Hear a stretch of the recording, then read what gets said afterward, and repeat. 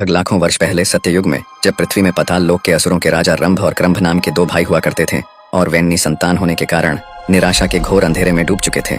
तब उन्होंने देवताओं की तपस्या करने का निश्चय कर लिया, जिसके लिए रंभ ने अग्निदेव को खुश करने के लिए अग्नि के घेरे के बीचों बीच और क्रंभ ने एक झील में आधा डूबकर वरुण देव की तपस्या करने लगा। फिर यूं ही तपस्या करते करते कुछ वर्ष बीत गए और एक दिन यह बात इंद्रदेव को पता चली। फिर उन्हें लगा कि जरूर ये दोनों असुर भाई वरदान पाने के बाद देवताओं का ही कुछ अहित करेंगे। जिसके बाद एक दिन इंद्रदेव धरती पर प्रकट हुए और उस झील के पास जा खड़े हुए जहाँ क्रंभ झील में आधा डूबे हुए तपस्या कर रहा था। फिर इंद्रदेव ने एक विशाल मगरमच्छ का रूप लेकर झील में प्रवेश किया और क्रंभ के ऊपर एक घातक हमला कर दिया, जिससे क्रंभ की तड़प तड़प कर उसी झील में मौत हो गई। और इस घटना का एहसास रंभ को तपस्या करते वक्त ही हो चुका था और उसने अपने तपस्या के तेज से यह भी पता लगा लिया था कि वो विशाल मगरमच्छ कोई और नहीं बल्कि स्वयं इंद्रदेव हैं। रंभ अपने भाई क्रंभ से बेहद प्रेम करता था और वह उसकी मौत का सदमा सह नहीं पाया, इसीलिए उसने अपने तपस्या को वहीं भंग कर एक तलवार प्रकट कर खुद को मारने ही जा रहा था कि अचानक वहां अग्निदेव प्रकट हो गए और उसे ऐसा करने से रोक लिया और रंभ से अपना इच्छित वरदान मांगने को कहा। जिसके बाद रंभ ने काफी सोचा और इंद्रदेव के दुष्कर्मों को ध्यान में रखते हुए अग्निदेव से एक ऐसी संतान मांगी जो इंद्र को परास्त कर सके। इतना ही नहीं बल्कि तीनों लोकों में भी राज कर सके। जिसके बाद अग्निदेव ना चाहते हुए भी रंभ को यह वरदान दे बैठे कि जो मादा रंभ से प्रेम कर बैठेगी वही उसके उस बलशाली संतान को जन्म देगी। इतना कहकर अग्निदेव अंतर्धान हो गए। इसके बाद समय यूं ही बीतता गया और आखिरकार वो समय आ ही गया जब एक महिष वर्ग की राक्षसी को रंभ से प्रेम हो गया। फिर महिषी राक्षसी ने अपने वर्ग और परिवार से बगावत कर रंभ के साथ विवाह रचा लिया, जबकि यह रिश्ता दोनों के परिवारों और वर्गों को बिल्कुल भी मंजूर न था। इसके कुछ वर्षों के बाद दोनों के बीच संभोग से महिषी गर्भवती हुई और समय यूं ही बीतता गया। फिर एक दिन महिषी वर्ग के कुछ राक्षसों ने रंभ और महिषी को अकेला देख उन पे हमला बोल दिया, जिसके फलस्वरूप रंभ की वहीं मृत्यु हो गई। जिसके बाद महिषी ने अपने होने वाले संतान को बचाने के लिए वहां से भाग खड़ी हुई, पर उन महिषी असुरों ने उसे भी मारने के लिए उसका पीछा किया। जिसके बाद महिषी भागते भागते यक्षों के अधिकार क्षेत्र में पहुंच गई, जहां पहुंचकर महिषी ने कुछ यक्षों को सारी बातें बताई। जिसके बाद यक्ष महिषी की रक्षा के लिए वहीं खड़े हो गए। फिर कुछ देर बाद वे महिषी राक्षस वहीं पहुंच गए। जिसके बाद यक्षों और महिषी राक्षसों के बीच युद्ध शुरू हो गया और इस युद्ध में यक्षों ने उन महिषी राक्षसों को मार गिराया, साथ ही महिषी को सुरक्षा प्रदान करने का जिम्मा भी ले लिया। महिषी अपने पति रंभ से अत्यंत प्रेम करती थी और वह उसके मौत का सदमा सहन नहीं कर पा रही थी। फिर कुछ देर बाद यक्षों ने रंभ के मृत शरीर को अंतिम संस्कार के लिए तैयार किया और महिषी को इसकी सूचना दी। फिर कुछ देर बाद यक्षों द्वारा रंभ के चिता को आग लगाया गया और यह देख महिषी खुद को रोक न पाई और उस जलती हुई चिता में कूद पड़ी। जिसके बाद रंभ के साथ साथ महिषी भी उस चिता की आग में समा गई और खुद का जीवन समाप्त कर लिया। कुछ देर तक यूं ही चिता की आग जलती रही, लेकिन कुछ देर बाद उस चिता की अग्नि ने एक भयंकर रूप ले लिया। जिसके बाद उस चिता की अग्नि में से एक बेहद बलवान और पहाड़ जैसा दिखने वाला असुर बाहर निकला, जिसे देख सभी यक्ष घबरा गए। वह इस सृष्टि का पहला ऐसा असुर था जिसे खुद के और अपने लक्ष्य के बारे में सब कुछ पहले से ही पता था और वह असुर कोई और नहीं बल्कि बलशाली महिषासुर था। फिर कुछ देर बाद उसी जलती हुई चिता से दोबारा एक भयंकर विस्फोट हुआ और उसी चिता में से एक दूसरा असुर भी बाहर आया और वो असुर कोई और नहीं बल्कि स्वयं रंभ था, जो कि पुनर्जन्म लेकर दोबारा लौटा था और इस जन्म में वह रक्तबीज था और यह सब रंभ के द्वारा किए गए अग्निदेव की तपस्या का ही प्रभाव था। इसके बाद रक्तबीज ने महिषासुर को पाताल लोक चलने की बात कही, जिसके बाद महिषासुर ने साफ साफ मना कर दिया। उसने तपस्या और सारी सिद्धियां हासिल करने के बाद ही पाताल लोक में कदम रखने का प्रण लिया। जिसके बाद महिषासुर निकल पड़ा ब्रह्मदेव की तपस्या करने। फिर वह एक शांत वन में जाकर अग्निकुंड का निर्माण कर उसी में बैठ पड़ता है तपस्या करने और ब्रह्मदेव को प्रसन्न करने के लिए वह एक अति कठिन तपस्या में लीन हो जाता है। तपस्या कुछ वर्षों तक यूं ही चलती रही और एक लंबे समय के बाद वो दिन आ ही गया जब ब्रह्मदेव महिषासुर से प्रसन्न होकर प्रकट हुए और फिर उन्होंने महिषासुर से अपना वरदान मांगने को कहा। जिसके बाद महिषासुर ने ब्रह्मदेव से सीधा अमर होने का वरदान मांग लिया, जिसके लिए ब्रह्मदेव ने साफ मना कर दिया और कोई दूसरा वरदान मांगने को कहा। जिसके बाद महिषासुर ने बड़े ही सोच विचार कर एक ऐसा वरदान मांगा जिसके दौरान कोई भी देवता या राक्षस उसका वध न कर सके। दरअसल महिषासुर स्त्रियों को बेहद कमजोर समझता था। उसे हमेशा से यही लगता था कि यदि पुरुष उसका कुछ अहित नहीं कर सकते तो ये स्त्रियां आखिर उसका क्या ही अहित कर लेंगी और उसने खुशी खुशी ब्रह्मदेव से यह वर मांग लिया। फिर ब्रह्मदेव ने महिषासुर को वरदान में सिर्फ एक महाशक्तिशाली स्त्री के हाथों ही अहित होने का वरदान देकर अंतर्धान हो गए। जिसके बाद महिषासुर जोड़ों से ठहाके लगाने लगा। फिर वह निकल पड़ा और भी अधिक से अधिक वरदान और सिद्धियां प्राप्त करने की ओर। इसके बाद हर एक वरदान प्राप्ति के बाद उसकी शक्ति अर्जित करने की कामना बढ़ती ही जाती। उसने तमाम अलग अलग देवताओं से शक्तियां अर्जित की, जिसके बाद उस समय महिषासुर पूरे ब्रह्मांड का एकमात्र महाशक्तिशाली असुर बन चुका था। फिर महिषासुर पृथ्वी के कोने कोने में जाकर भरपूर मार काट मचाने लगा। उसने अन्य असुरों को आसानी से युद्ध में हराकर अपना साम्राज्य स्थापित करना शुरू कर दिया और धीरे धीरे पूरी धरती उसके अधीन हो गई। महिषासुर यही नहीं रुका, उसने स्वर्ग पर भी कब्जा करने की ठान ली और उसने अपने एक दूत को स्वर्गलोक भेजा और उस दूत ने इंद्रदेव को स्वर्गलोक खाली कर देने का संदेश सुना दिया। जिसके बाद इंद्रदेव आग बबूला हो उठे और उन्होंने समय नष्ट न करते हुए सभी देवताओं समेत महिषासुर के ऊपर हमला कर बैठे। जिसके जवाब में महिषासुर ने देवताओं को मुंह तोड़ जवाब दिया और देवताओं को वापस स्वर्ग लोक भागने पर मजबूर कर दिया और देवता महिषासुर से आसानी से हारकर स्वर्ग वापस आ गए। लेकिन देवताओं का पीछा महिषासुर से इतनी आसानी से छूटने वाला नहीं था, क्योंकि महिषासुर ने भी बिना समय नष्ट किए देवताओं के पीछे पीछे स्वर्ग पहुंच चुका था और स्वर्ग पहुंचते ही वो अपने असुर सेना के साथ देवताओं पे टूट पड़ा। जिसके बाद स्वर्ग में देवताओं ने भी खूब दमखम के साथ महिषासुर और उसके असुरों के साथ युद्ध किया और अपना पराक्रम दिखाया। लेकिन अंत में महिषासुर की क्षमता और शक्ति के सामने देवताओं को स्वर्ग से भी भागना पड़ा और अब महिषासुर का कब्जा स्वर्गलोक पे भी हो चुका था, जिससे कि महिषासुर की छाती और भी चौड़ी हो चुकी थी। और यहाँ देवता स्वर्ग से पलायन कर सीधा ब्रह्मदेव के पास चले गए और ब्रह्मदेव से महिषासुर को दंडित करने की प्रार्थना करने लगे, जिसके लिए ब्रह्मदेव ने साफ मना कर दिया। जिसके बाद देवता निराश होकर सीधे वैकुंठ लोक यानी कि श्री विष्णु के पास चल पड़े। जिसके बाद इंद्रदेव समेत सभी देवता गण वैकुंठ धाम श्री विष्णु के पास चले आए और उनको सारी बात बताई। जिसके बाद श्री विष्णु काफी रुष्ट हुए और देवताओं के बातों से सहमत भी।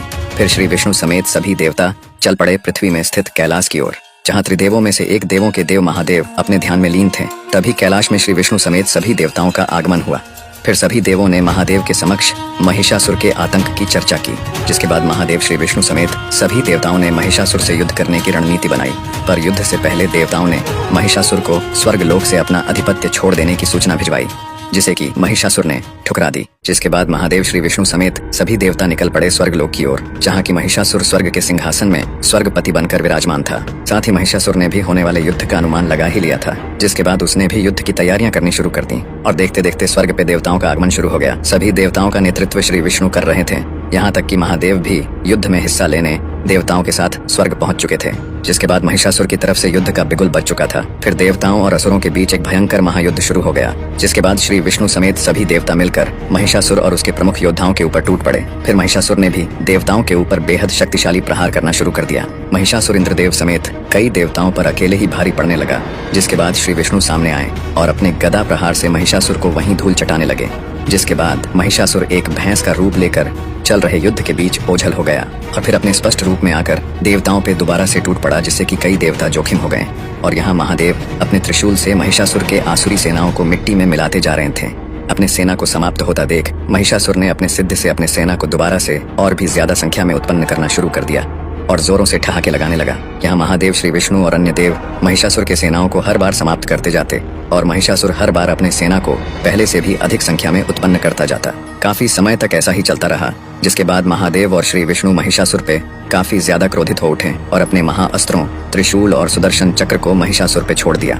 जिसके बाद महादेव के हाथ से निकला त्रिशूल और श्री विष्णु के हाथ से निकला सुदर्शन चक्र महिषासुर के शरीर से टकराकर वापस अपने स्वामी के ही पास लौट गए, क्योंकि महिषासुर की रक्षा स्वयं ब्रह्मदेव की वो शक्तियां कर रही थी जो महिषासुर ने ब्रह्मदेव से वरदान के रूप में अर्जित की थी। फिर यह देख सभी देवता अचंभे में पड़ चुके थे और वहाँ महिषासुर जोरों से ठहाके लगाए जा रहा था।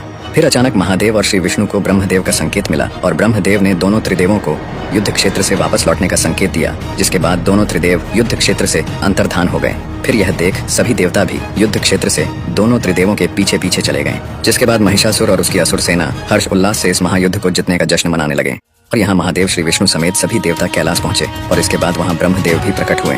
जिसके बाद महादेव ने ब्रह्मदेव से युद्ध क्षेत्र से वापस बुलाने का कारण पूछा। जिसके बाद ब्रह्मदेव ने महिषासुर को वरदान में दिए गए शर्त के बारे में सभी देवों को दोबारा से याद दिलाया, जिस पे देवताओं ने जवाब दिया कि यह बात तो सभी देव पहले से ही जानते थे, पर वे कर भी क्या सकते हैं। सृष्टि में ऐसी कोई स्त्री है ही नहीं जो महिषासुर के समक्ष ठहर सके। जिस पे ब्रह्मदेव ने कहा कि महिषासुर का अंत करने के लिए एक ऐसी स्त्री होनी चाहिए जिसके पास सभी देवताओं की कुछ कुछ शक्तियां मौजूद हों और उस स्त्री के पास सभी देवताओं की शक्तियों को एक साथ संभाल पाने और उसका सही से इस्तेमाल कर पाने की क्षमता भी हो। जिस पे देवों ने पूछा कि आखिर इस सृष्टि में ऐसी स्त्री है ही कौन। जिसके बाद ब्रह्मदेव के मुंह से देवी पार्वती का नाम निकल पड़ा और उन्होंने कहा कि इस सृष्टि में एकमात्र देवी पार्वती ही है जो सभी देवताओं की शक्तियों को एक साथ संभाल सकती हैं और उसका सही से उपयोग भी कर सकती हैं। फिर महादेव और श्री विष्णु समेत सभी देव काफी प्रसन्न और उत्साहित हुए जिसके बाद देवी पार्वती स्वयं का नाम सुनकर सभी देवों के समक्ष आ खड़ी हुई और सभी देवों ने देवी पार्वती को अभिवादन किया। जिसके बाद देवी पार्वती ने भी सभी देवों को अपना अभिवादन दिया।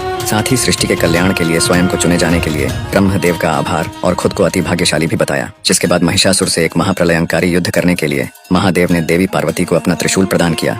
इसके बाद श्री विष्णु ने भी देवी पार्वती को अपना सुदर्शन चक्र प्रदान किया।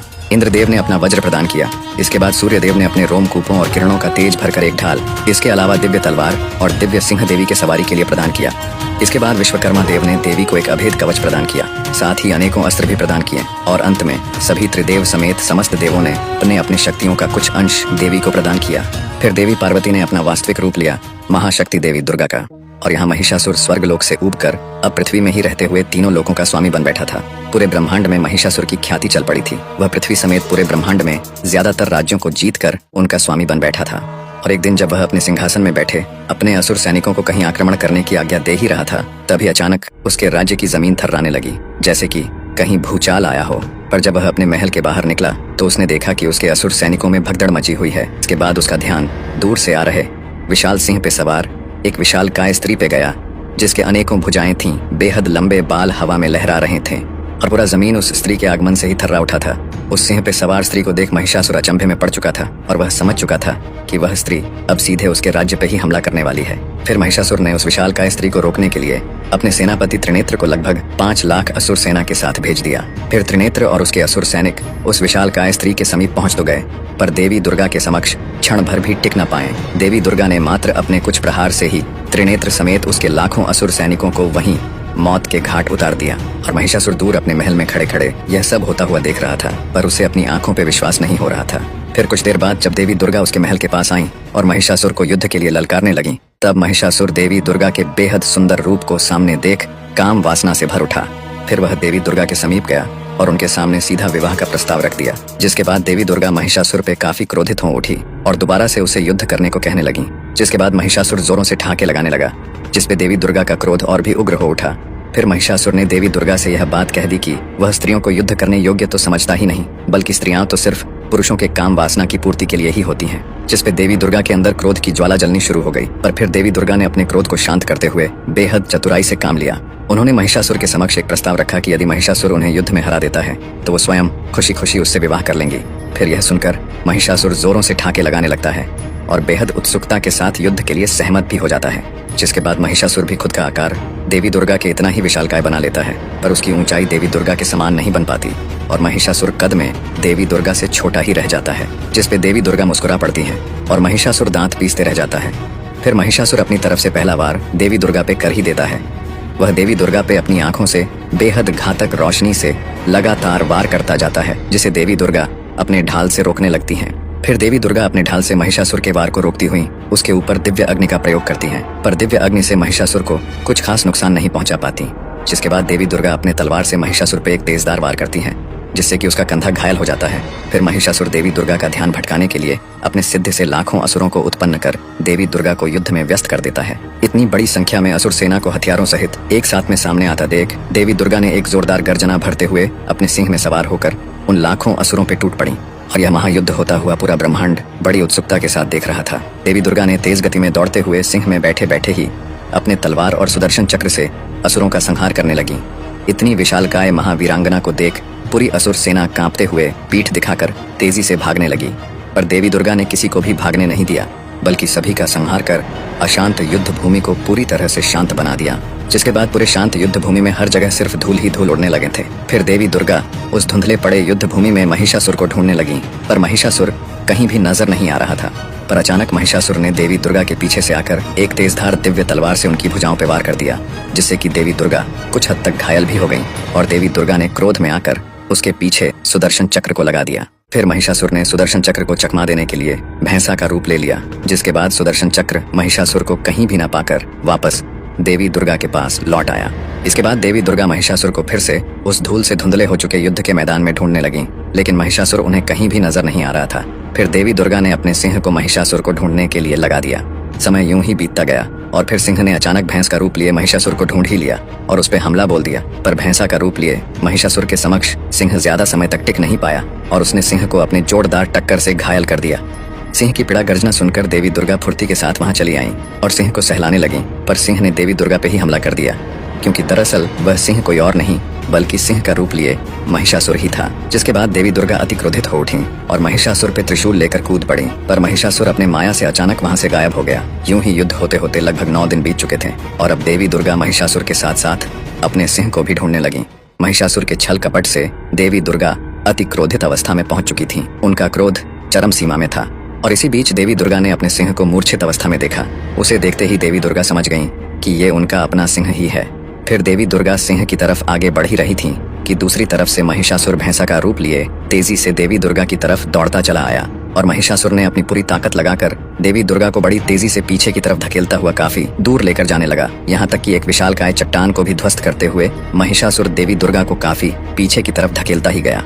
ऐसे ही धकेलते हुए वो देवी दुर्गा को लिए काफी दूर पहुंच गया, पर फिर अचानक देवी दुर्गा ने अपना संतुलन बनाते हुए महिषासुर को वहीं रोक दिया। इसके बाद महिषासुर ने काफी जोर लगा लिया, पर देवी दुर्गा को तनिक भी हिला ना पाया। फिर देवी दुर्गा ने अपने जोरदार मुक्कों से महिषासुर के पीठ में वार किया, जिससे महिषासुर जमीन में गिर पड़ा और कराहने लगा।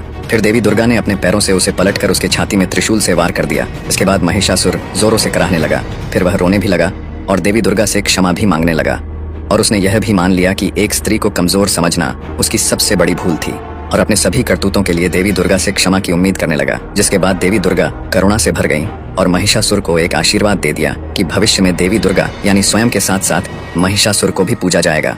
जिसके बाद महिषासुर तड़प तड़प कर देवी दुर्गा के हाथों उद्धार पाने की कामना करने लगा। जिसके बाद देवी दुर्गा ने उसके कामना को पूरा करते हुए अपने तलवार के एक ही वार से महिषासुर का सिर धड़ से अलग कर दिया।